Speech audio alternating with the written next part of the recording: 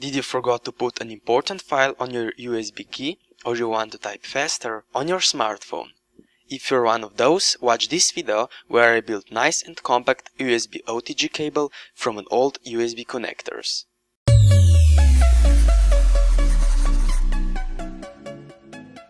First thing you're gonna need is a female standard USB connector and female USB micro B connector, which you can get very cheap in your local electronics store. You will also need very thin isolated copper wire. Take your scissors and cut 4 pieces of wire the same length. I make them 10 cm long, but it's your choice if you want to make them long or short. Also cut one very short piece, which will enable our cable to act as an OTG mode. Peel the ends of your wire and put a small amount of solder on, so you can solder them on the connector more easily. Here is a simple schematic of a USB cable, which shows you the correct order of the pins and the default color of each pin. Standard USB connector has 4 pins. Red and black are input voltage and ground, green and brown are data plus and data minus. I didn't have the green one at home, so I use yellow one instead.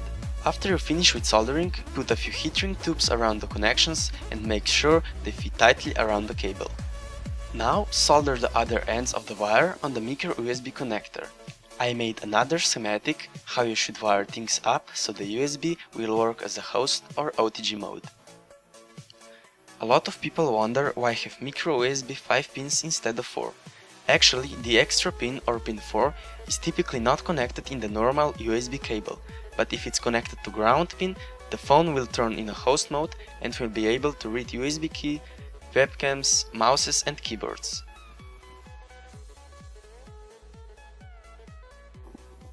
Don't forget to put the heat shrink tubes before you solder things up, and our cable is basically finished. The cable itself is pretty weak, so we need to make it stronger. You can use electric tape, but way better method is to use the large heat shrink tube that will make your cable look more awesome. And our cable is finished. I also tried to do this with an old data cable, but I find it more difficult, and some cables, especially cables for charging your phone, don't have the extra pin built in. Now I will show you a few options how you can use your OTG cable.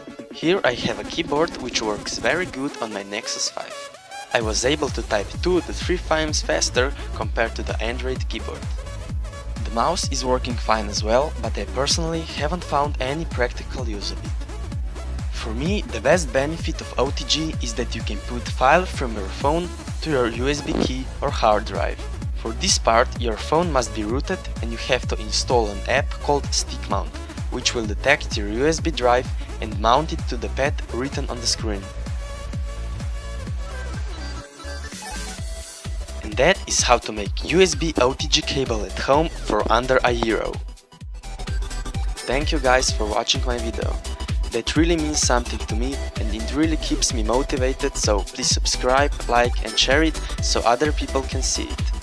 You can also check out my other projects by clicking the video below.